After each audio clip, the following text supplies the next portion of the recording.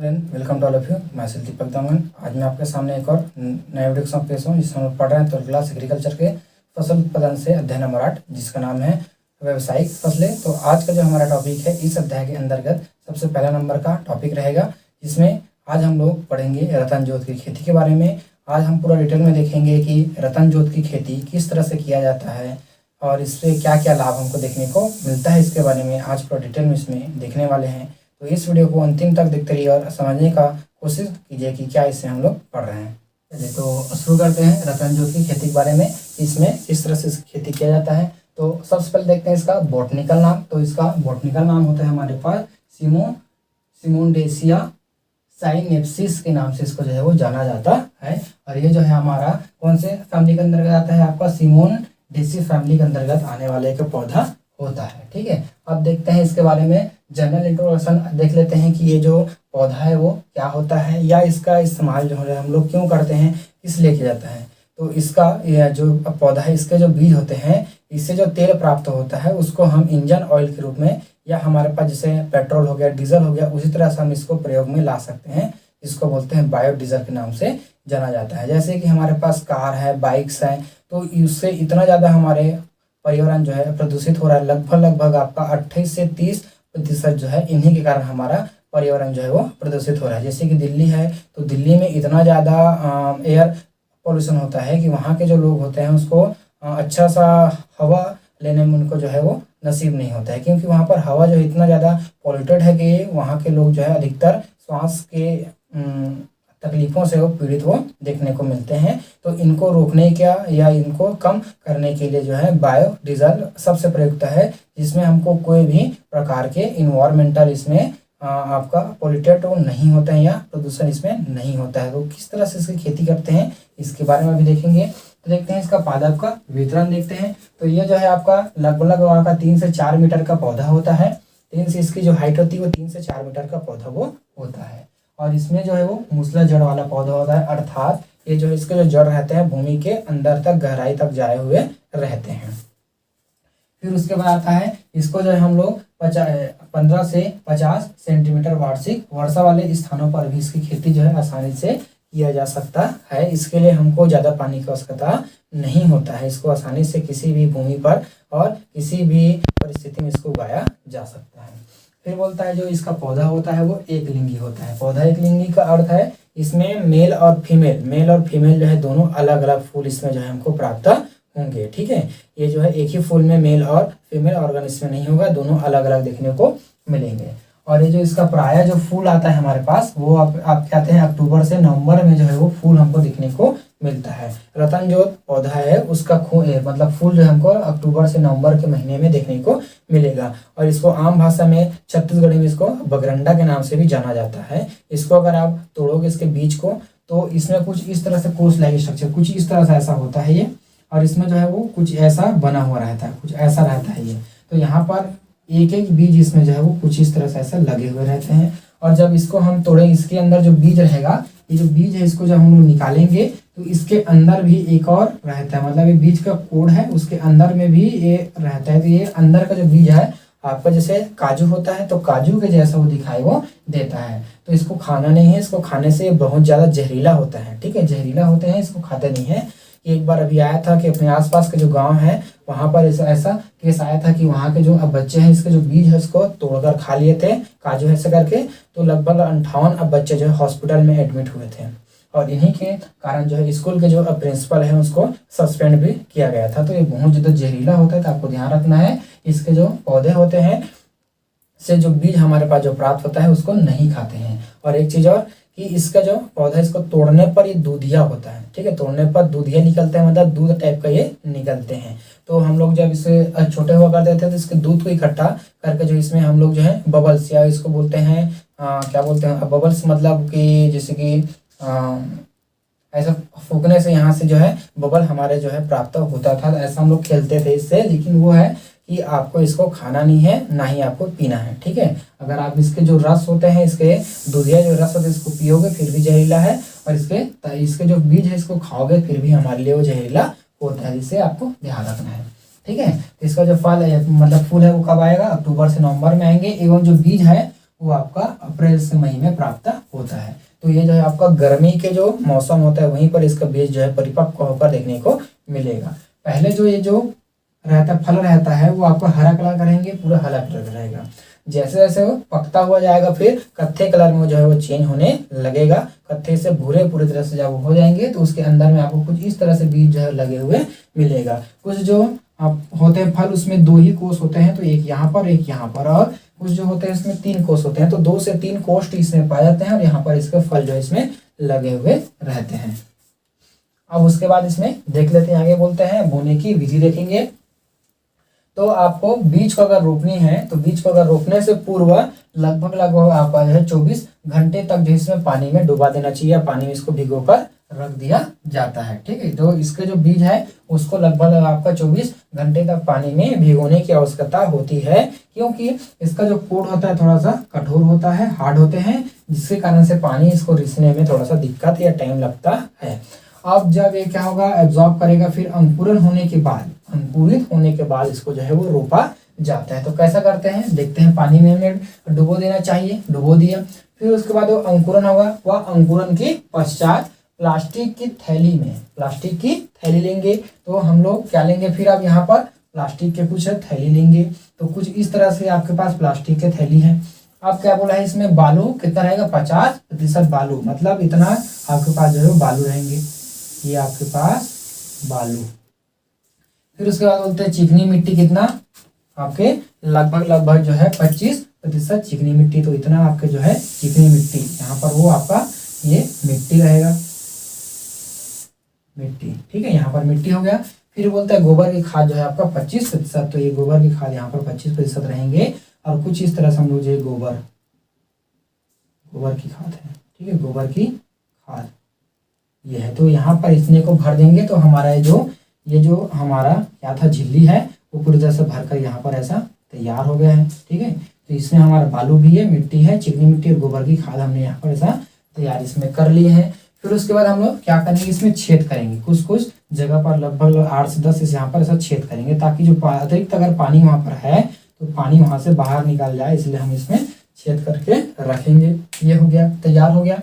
अब उसके बाद क्या करेंगे, जो पौधा अंकुरित हमारा हुआ था तो जो है लगभग 20 से 30 सेंटीमीटर पौधा जो है वो रोपने योग्य हो जाते हैं। तो अंकुरित जब होगा, हमारा बीज अंकुरित हो गया, तो बीज अंकुरित होने के बाद इसमें जो है इसको डाल दिया जाता है। तो यहाँ पर हमने बीज को ऐसा डाल दिया है, ये बीज हमारा अंकुरित हो रहा है यहाँ पर कुछ इस तरह से, तो बीज को हमने यहाँ पर डाल दिया है। अब उसके बाद यहाँ से हमारा पौधा जो है वृद्धि करेगा, निकलेगा यहाँ से ऐसा पौधा यहाँ से निकलेगा। तो जब पौधा आपका 20 से 25 सेंटीमीटर का जब ये हो जाता है तब ये हमारा रोपने योग्य हो जाते हैं। लगभग 20 से आपका 30 सेंटीमीटर का जब पौधा होगा तब हम इसको जो है वो रोपण के लिए तैयार मानते हैं, या दूसरी जगह पर इसको हम रोपने के लिए देंगे या ले जाएंगे। फिर उसके बाद देखेंगे आगे और क्या बोलता है, तो इसको थोड़ा सा हम लोग साफ कर देते हैं ताकि आपको समझाने में आसानी हो मुझे। ये हो गया। फिर देखते हैं, अब यहाँ पर हमने लिखे हैं 2 × 2 मीटर की दूरी, मतलब ये हमारा लाइन होगा, ये दूसरा लाइन है, ये पहला पौधा, ये दूसरा पौधा। तो इसमें यहाँ क्या करेंगे, हम यहाँ पर एक लाइन से दूसरे लाइन की दूरी कितना रहेगा 2 मीटर, और एक पौधे से दूसरे पौधे की दूरी भी कितना रहेगा 2 मीटर। ठीक है, तो दोनों की जो दूरी रहता है 2-2 मीटर के अंतराल पर उसको लगाया जाता है या बोया जाता है, ताकि कैसा हो, एक दूसरे के ऊपर जो है प्रतिस्पर्धा ना हो। क्योंकि ये जो पौधा है आगे जाकर जो है हमारे पास जो है कुछ बड़े आकृति में लेगा, लगभग 10 से 15 साल के लिए जो है, एक बार अगर हम इसको उगाते हैं तो 10 से 15 साल तक जो है फूटसल माना जाता है, या उतने टाइम तक जो है इससे हमको फल प्राप्त होता है। तो एक बार इन्वेस्टमेंट है, एक बार अगर इन्वेस्टमेंट हमने किया है तो हमको 15 साल तक इसमें आमदनी जो है लगातार हमको प्राप्त होता है, और ये बहुत ही हमारे लिए उपयोगी होता है, और इसका रेट भी हमको अच्छे से मिल जाता है। और इसकी खास बात और आएगा, इसके महत्व को जब हम लोग देखेंगे तब मैं आपको समझाऊंगा कि इसको बोने का जो रीजन है वो क्यों है, या क्यों हमको उगाना चाहिए। ठीक है, तो इसकी दूरी पौधे से पौधे की दूरी 2 मीटर, और एक लाइन से दूसरी लाइन की दूरी भी 2 मीटर इसमें जो है वो रखा जाता है। अब उसके बाद बोलता है आपका 10 से 20 केजी जो है गोबर की खाद डालेंगे, 10 से 20 केजी गोबर की खाद प्रति पौधा। हर एक पौधा में, मान लीजिए ये हमारा जो पौधा है इसमें हम लोग 10 से 20 केजी क्या डालेंगे, गोबर की खाद इसमें जो है वो डाला जाता है। क्योंकि हमने इसको 15 साल के लिए उगाए हैं, तो 15 साल के लिए इसको पोषक तत्व चाहिए, तो 10 से 20 केजी गोबर की खाद इसको आवश्यक होता है एक पौधे को। फिर बोलता है 60 से 80 केजी नत्रजन प्रति हेक्टेयर। तो अगर हमने इसको हेक्टेयर में बोए हैं तो हेक्टेयर में लगभग आपका 60 से 80 केजी आपका प्रति हेक्टेयर की दर से हम इसको जो है नाइट्रोजन देंगे या यूरिया को उसमें जो है वो डाला जाता है। ठीक है, अब देखते हैं उसके बाद इसका उपज जो है हमारे पास किस तरह से प्राप्त। और एक चीज हाँ कि इसको सिंचाई देने की इसको आवश्यकताएं नहीं होती है, इसको आपको सिंचाई करने की बिल्कुल भी जरूरत नहीं पड़ता है। क्यों? क्योंकि जो है बारिश के मौसम में जब बारिश होता है तो वहां से अपने जो आवश्यकता है, पानी की जो आवश्यकता है उसको वो पूरा कर लेता है, इसलिए इसको सिंचाई करने की आवश्यकता नहीं होते हैं। और साथ ही साथ इसमें वीड्स का कंट्रोल या खरपतवारों का नियंत्रण करने की भी हमको जरूरत नहीं होता। अगर अधिकतर एकदम ज्यादा अगर उग गया है तभी हम वहां पर उसके नियंत्रण करेंगे, अन्यथा इसके साथ जो है वो जो वीड्स वगैरह बहुत कम उगते हैं, नहीं उगता, क्योंकि ये छायादार होते हैं।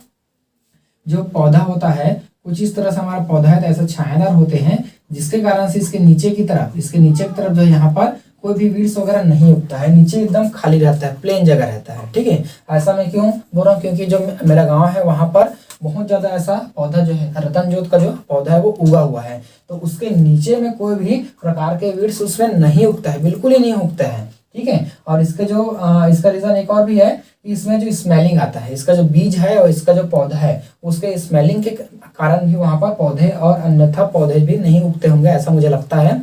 लेकिन जो है इसके नीचे पूरा खाली रहता है, यहाँ पर कोई भी वीड्स वगैरह नहीं उग पाते हैं। ठीक है, अगर उग गया आप हटा सकते हैं, तो नहीं तो उगता है, बहुत ही कम इसमें उगते हैं। फिर देखते हैं इसके बाद इसका उपज देखेंगे, तो उपज में भी देख लेते हैं क्या इसका आएगा। हाँ, तो उपज इसमें देखते हैं तो बोलता है प्रत्येक फल जो है आपका 2 से 3 बीज इसमें रहता है, 2 से 3 बीज उसमें प्रत्येक जो फल है हमारे पास इसमें हमको देखने को मिलेगा, कुछ इस तरह से 2 से 3 बीज इसमें देखने को मिलेगा। और पहले जो होता है वर्ष उसमें पौधे को बढ़वार की आवश्यकता होती है, इसलिए हमको उत्पादन तो मिलता है लेकिन हमको जो है बहुत कम उत्पादन इसमें देखने को मिलता है। ठीक है, अब उसके बाद दूसरे जो वर्ष होता है उसमें लगभग आपका 6250 केजी बीज जो है हमको प्राप्त होता है प्रति हेक्टेयर से। कितना?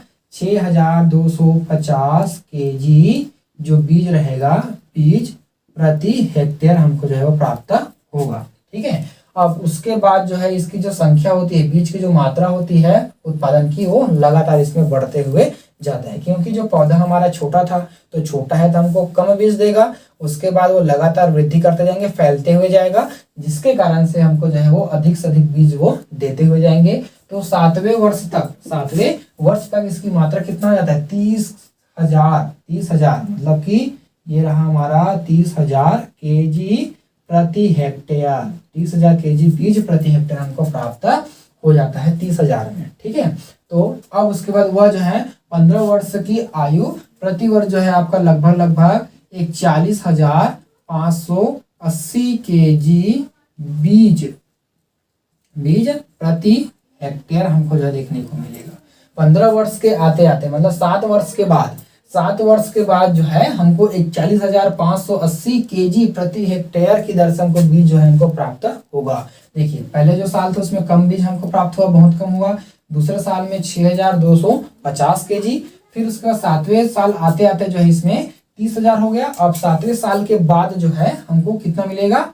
41,580 केजी प्रति हेक्टेयर जो हमको बीज इसमें प्राप्त होगा। ठीक है, तो इतना ज्यादा हमारे पास बीज इसमें प्राप्त होते हुए जाता है। ठीक है, अब देखेंगे इसके आगे का, इसको मिटा देते हैं, साफ करते हैं, तभी आपको समझ में आएगा। और हाँ, अब देखते हैं इसका महत्व। सबसे पहले नंबर का महत्व बहुत इंपॉर्टेंट चीज है इसका, आपको इतने को हमने भी पढ़े हैं, तो इसका सार जो है आपको महत्व मिलेगा, हमने इसको क्यों उगाए हैं। ठीक है, तो पहला है इसमें बायोडीजल, पहला है इसमें कितना? बायोडीजल। मैंने पहले ही आपको पादप का वितरण उसमें बता दिया था, क्या कि जो हमारा 28 से 30% प्रदूषण है किसके कारण होता है? मोटर गाड़ियों के कारण होता है। और उसमें हम लोग क्या इस्तेमाल करते हैं? पेट्रोल व डीजल का इस्तेमाल करते हैं। तो गाड़ियां जो है धुआं छोड़ते हैं, धुआं कहाँ जाएगा? हवा में, और वही हवा जो है हमारा प्रदूषित होते जा रहा है, पोल्यूटेड होते जा रहा है। तो इसको रोकने के लिए बायोडीजल का प्रयोग कर सकते हैं। मतलब रतन जोत के जो पौधा है उससे जो बीज प्राप्त होगा उससे हमको एक तेल निकलता है जिसको बोलते हैं बायोडीजल के नाम से इसको जो है वो जाना जाता है, जो कि जो एयर पोल्यूशन है उसको कम करता है। जो पेट्रोल और डीजल से एयर पोल्यूशन हो रहा है कितना 28 से 30%, वो जो है इससे वो धीरे धीरे वो कम होते हुए जाएगा। ठीक है, यह कम करता है उसको। फिर बोलता है उसके बाद अब देखते हैं इसमें दूसरा नंबर का महत्व। तो इसमें बोलता है अनुपयुक्त भूमि का प्रयोग। अनुपयुक्त भूमि मतलब कि ऐसे भूमि जिसमें जो है कोई फसल जो है इसमें आसानी से उग नहीं पाते हैं, ऐसे भूमि का इसमें प्रयोग किया जा सकता है। जैसे कि कोई पथरीली भूमि है, पथरीली भूमि, या हमारे पास जो है ऊसर भूमि है ना।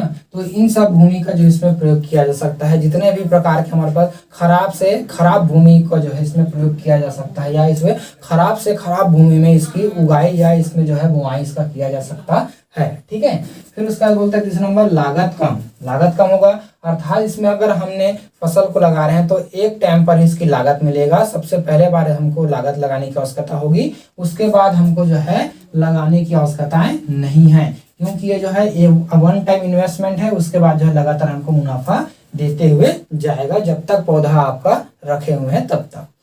फिर है उसके बाद चौथा नंबर कीटों व बीमारियों से बचाव। कीटों व बीमारियों से बचाव, क्योंकि ये जो पौधा है इसके स्मेलिंग के कारण, इसके सेंट के कारण जो है इसमें कोई भी प्रकार के कीट और बीमारियों का प्रकोप इसमें नहीं होता है। ठीक है, कीटों और बीमारियों का प्रकोप इसमें देखने को हमको नहीं मिलता है। ये सबसे सुरक्षित है। हमको ना कीटनाशक का प्रयोग करना है, ना किसी भी चीज का हमको प्रयोग करने की जरूरत बिल्कुल भी नहीं होता है। फिर पांचवा नंबर बोलता है औषधीय प्रयोग। ठीक है, औषधीय प्रयोग, क्योंकि रतन जोत का जो तेल निकलता है उसमें इतना ज्यादा औषधीय प्रयोग किया जाता है कि उससे बड़े बड़े जो बीमारियां हैं उसका भी इलाज इसमें संभव होता है। वो क्या चीज है, तो जैसे कि यहाँ पर कैंसर हो गया, लकवा, लीवर रोग और सांपों के जहर के लिए, मतलब सांपों के काटने के जो उपचार में भी इसका प्रयोग किया जाता है।